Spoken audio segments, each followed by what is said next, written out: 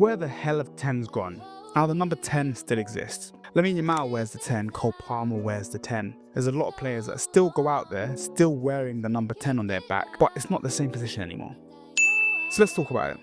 So first things first, let's talk about the olden day 10s, the old 10s we used to see back in the day. And might be a rogue shout, but the one I want to talk about, my favourite 10 other than Lionel Messi obviously, is as you can see, Chelsea, Juan Mata. Now Juan Mata had the ability to, in an instant, be able to switch the game, to change the game simply with his feet. Now the 10 of the old didn't have to do as much running, it didn't have to do as much work. The midfield was more of a paint and canvas where they could express themselves on the pitch rather than the battlefield we see it is today. So number 10s weren't really the same type of players we see today at all. The number 10 position, for example, with Juan Mata, had the ability to spray out that pass like a Mesut Ozil, be able to make that decisive pass, be able to control the game, be able to get in between the players, be able to control and have as much time and space that he wants and dictate play. Obviously, we know what a central attacking mid does. Juan Mata, my favourite 10 of all time, joined Chelsea in I believe 2011 and was there until 2014. He was only there for 11, 12, 12, 13, 13, 14. He was there for 3 seasons and he changed my life. I used to have a BlackBerry. On the BlackBerry, my password was Juan Mata, Juanmata. Like, he was everything I loved. He was able to shoot a free kick. He was able to do that spin that other players can't do. He was able to just tempo dictator. You know, like a David Silva. He was like a David Silva, but my David Silva. And that's why I loved Juan Mata. He wasn't necessarily the fastest on the pitch. He wasn't necessarily the strongest on the pitch, but what he had was pure skill in his feet.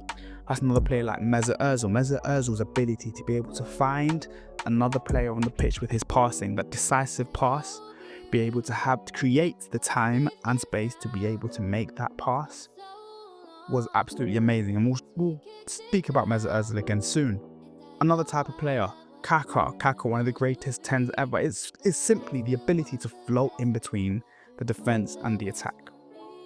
Now, I don't know if it's for the betterment of our game or for the worstness of our game, but a lot of people tell us that football has died purely from a stylistic perspective. They tell you football has died. They don't see the magic on the pitch. They don't see the skill on the pitch. They don't see players do as much beautiful, like actual beautiful play as much realistically.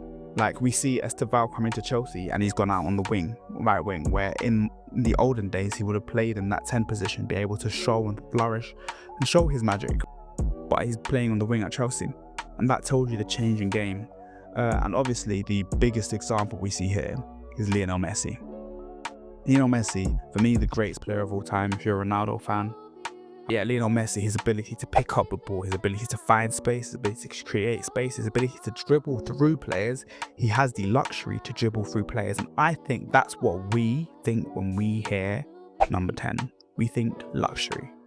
The player has luxury to do what he wants on the pitch. He has the luxury to be able to take on shots when he wants. He has the luxury to be able to make the passes when he wants to make them. So these 3 things tell you it's a luxury player. He's a luxury player. These days, we don't really have luxury players at all.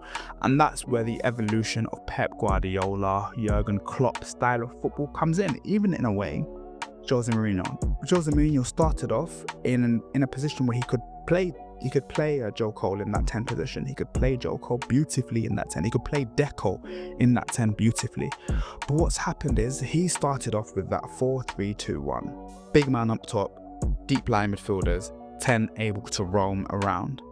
What he found was the midfield, with the evolution of Pep Guardiola's football, with the evolution of some of the great minds of football putting their brains together, the midfield has become more congested. Being able to pass the ball and pop the ball around, the midfield is more congested. It requires everybody in the team to defend.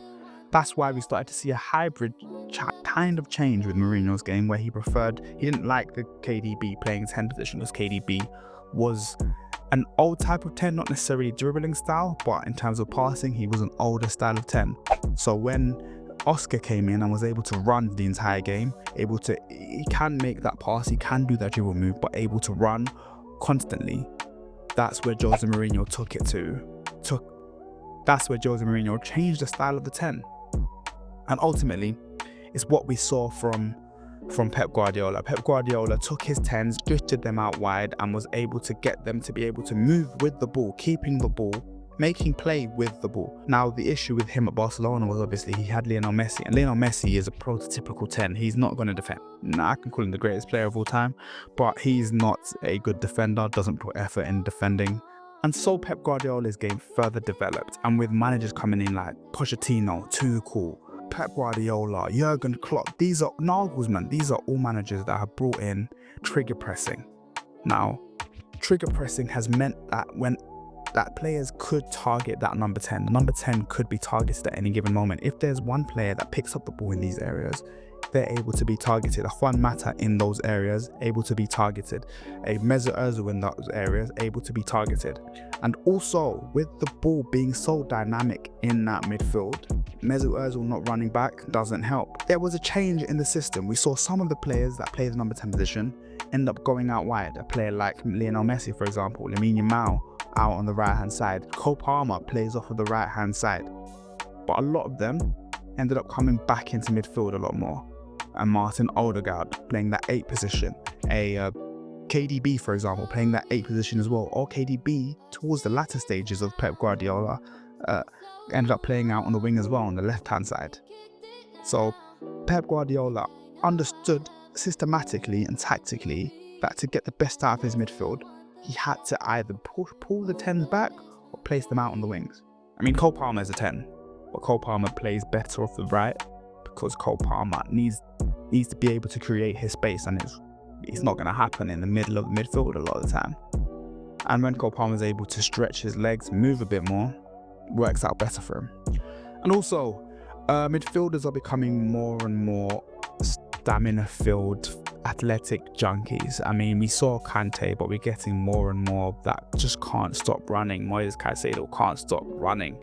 I mean, even Declan Rice can't stop running. There's all these players that play deeper in the midfield that will just keep running and hounding all these players. You've got this archetype of player that plays CDM that just keeps moving up and down the pitch, keeps triggering, keeps pressing, and the constant press that we see from these players is making it harder for 10s to exist. Systematically and tactically, it's just not right for these 10s, if we're talking centre attacking mids, to exist. So for me, as a last going away phrase, I'll say 10s haven't died. They've just moved to different positions. Let me know what you think in the comments.